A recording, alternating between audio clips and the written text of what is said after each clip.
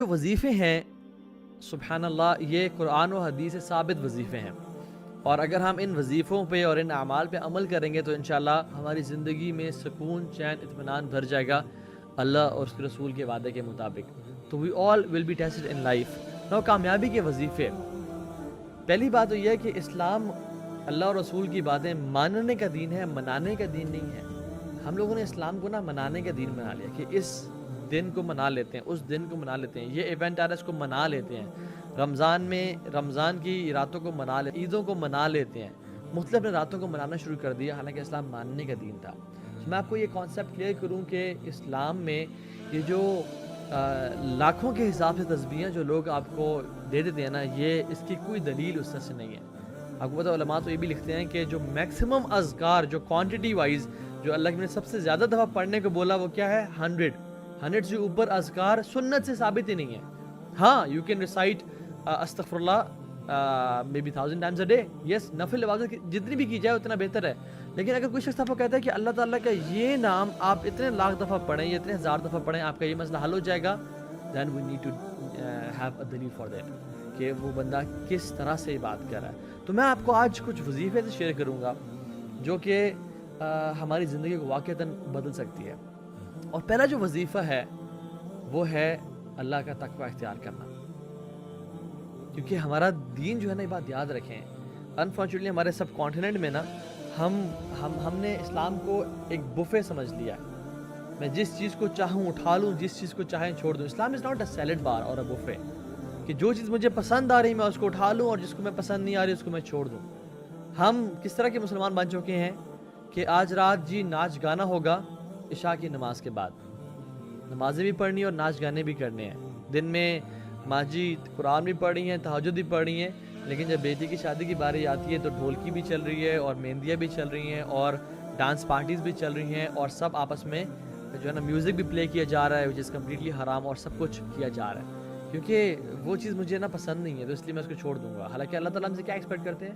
یا ایھا الذین آمنوا ادخلوا فی السلم کافہ، اے لوگوں جو ایمان لائے ہو، ادخلوا فی السلم کافہ، اسلام میں پورے کے پورے داخل ہو جاؤ. یہ 50-50 دین نہیں چلے گا، یہ بفے کا کانسیپٹ اسلام میں نہیں چلے گا. ایک اسپیشل ساتھی ہونا ہے، وہ یہ کہ تمہارے ہر کاموں میں تمہاری میں مدد کروں گا، تمہاری مشکلوں کو میں آسان کر دوں گا، تمہاری پریشانیوں کو میں دور کر دوں گا، تمہارے دکھوں کو میں ازالہ کر دوں گا، تم متقی تو بن جاؤ. This means وَاعْلَمُوا أَنَّ اللَّهَ مَعَ الْمُتَّقِينَ. اور دنیا میں تو اس کے لیے آسانیاں ہوتی ہی ہوتی ہیں، مشکلات کا حل ہو جاتا ہے. یہ آپ کو وظیفہ بتا رہا ہوں جو کہ سبحان اللہ اتنا امپورٹنٹ ہے کہ میں اور آپ اگر ہم اس وظیفے کو پکڑ لینا، تقوی کا وظیفہ، ہم واللہ ہماری زندگیوں میں آسانیاں بھر جائیں گی اتنی کہ ہم کبھی امیجن نہیں کر سکتے. اور آخرت کی زندگی کیسی ہوتی ہے؟ دنیا تو اللہ تعالیٰ سنوار دیتے ہیں، اور آخرت کیسی ہوتی ہے؟ وَالْآخِرَةُ عِنْدَ رَبِّكَ لِلْمُتَّقِينَ، کہ جو آخرت ہے تمہارے رب کے نزدیک وہ متقین کی ہوئی ہے. اصل جو کامیاب لوگ ہیں وہ متقی ہیں. اور یہ بات یاد رکھیں، the foundation of رزق is تقوی. ہمارے جو رزق کی فاؤنڈیشن ہے نا وہ تقوی کی بنا پہ ہے. جو شخص چاہتا ہے اس کا رزق بڑھے، جو شخص چاہتا ہے کہ اس کا رزق میں برکت آئے، جو شخص چاہتا ہے کہ اس کا رزق میں کنٹینیوٹی آئے، وہ اللہ کا تقوی اختیار کرے. کیونکہ وَمَن يَتَّقِ اللَّهَ يَجْعَل لَّهُ مَخْرَجًا وَيَرْزُقْهُ مِنْ حَيْثُ لَا يَحْتَسِبُ. جو بھی اللہ کا تقوی اختیار کرتا ہے اللہ اس کے لیے مخرج بنا دیتے ہیں، اس کو وہاں سے رزق و روزی دیتے ہیں جہاں سے اس نے کبھی امیجن نہیں کیا ہوتا. یاد رکھیں جو رزق ہے نا ہمارا، وہ اسی طرح اللہ تعالیٰ نے لکھا ہے جس طرح ہماری موت لکھی ہے. موت ہمیں مل آ کے رہنی ہے. کیا موت ایک سیکنڈ آگے اور ایک سیکنڈ پیچھے ہو سکتی ہے؟ نہیں ہو سکتی. ایک سیکنڈ اور آگے اور پیچھے موت نہیں ہو سکتی. اسی طرح سے رزق بھی ہمارا 1 روپیہ اوپر اور 1 روپیہ نیچے نہیں ہو سکتا، جو ہمیں مل کے رہنا. اللہ کے نبی فرمایا صلی اللہ علیہ وسلم فرمایا کہ have taqwa of Allah subhanahu wa ta'ala and seek it beautifully. Seek what? Rizq beautifully. Because what is with Allah subhanahu wa ta'ala can only be attained through his pleasure and obedience. And don't let its delay cause you to sin.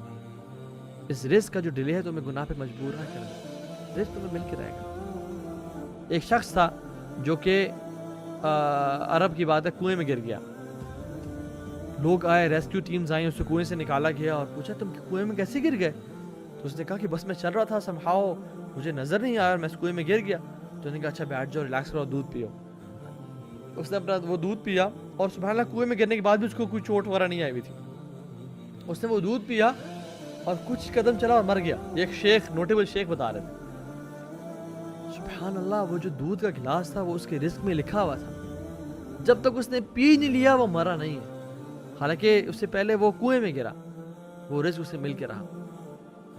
اسی طرح سے جس طرح موت آ کے رہنی ہے اس طرح رزق بھی مل کے رہنا ہے.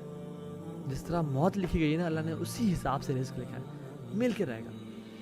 تو اللہ کا تقوی اختیار کریں اور حرام مینز کو نہ یوز کریں رزق کو حاصل کرنے کے لیے. اور یہ بات یاد رکھیں, ایک بندہ جو گناہ کرتا ہے اور پھر اس پہ بار بار روتا ہے وہ متقی نہیں ہے. متقی وہ انسان ہے جو گناہوں سے بچتا ہے. گناہ کر کے اس پہ آنسو بہانا یہ تقوی نہیں ہے, یہ توبہ ہے. لیکن گناہ نہ کرنا اور گناہوں سے بچنا اور اپنی حد تک استطاعت کرنا اور کوشش کرنا, this is تقوی. وہ ایک شیخ کے پاس آیا اور اس نے کہا کہ شیخ اپنا لائف کو اسٹینڈرڈ کو بڑھانے کے لیے I really want کہ میں وہ بزنس کروں. اور وہ بزنس حرام کا بزنس تھا. It involved interest and some transaction جو کہ حلال نہیں تھی. اور اس کی جو وائف تھی اسے بہت پش کر رہی تھی کہ تم یہ کام کرو because we need to up our life style. تو اس شیخ کے پاس آیا تو شیخ نے اسے بڑا سمجھایا لیکن وہ بڑا کنفیوز تھا. تو شیخ نے کہا کہ do you want to fear your wife and do you want to fear Allah سبحانہ و تعالیٰ؟ اس کا I want to fear Allah سبحانہ و تعالیٰ. اس نے کہا دین ہولڈ آن ٹو تقوی آف اللہ سبحانہ و تعالیٰ اینڈ بلیو یو می, اگر تم اللہ کا تقوی اختیار کرو گے اور اللہ کی بات مانو گے تو تمہیں وہ نوازے گا. کہ تم شخص چلا گیا, اس نے ڈیسائیڈ کر لیا کہ okay I will not start the business. اور پھر وہ کیا ہوا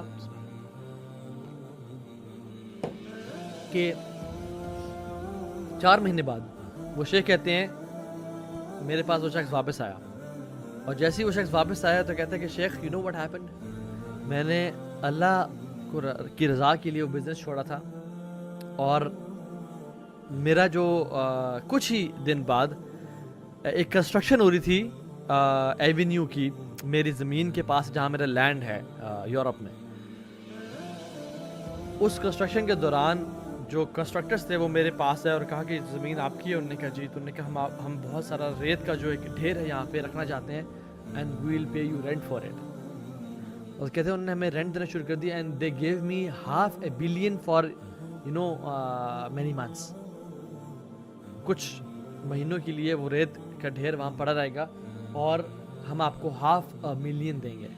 اور پھر کیا ہوا سبحان اللہ شیخ, اسٹوری یہاں پہ اینڈ نہیں ہوتی. ساتھ ہی کچھ لوگ تھے جو کنسٹرکشن کر رہے تھے اور ان میں سے ایک شخص آیا میرے پاس اور کہا کہ میں آپ سے یہ ریت پرچیز کرنا چاہتا ہوں جو کہ بیسکلی تھی میری کسٹڈی میں اور وہ میں اس کو سیل کر سکتا تھا اکارڈنگ ٹو مائی کانٹریکٹ. تو کہتے ہیں کہ وہ مجھ سے وہ ریت پرچیز کرنا شروع ہو گیا. کہتے ہیں and with in these 4 months I earned $1 million rupees, $1 million of cash. سبحان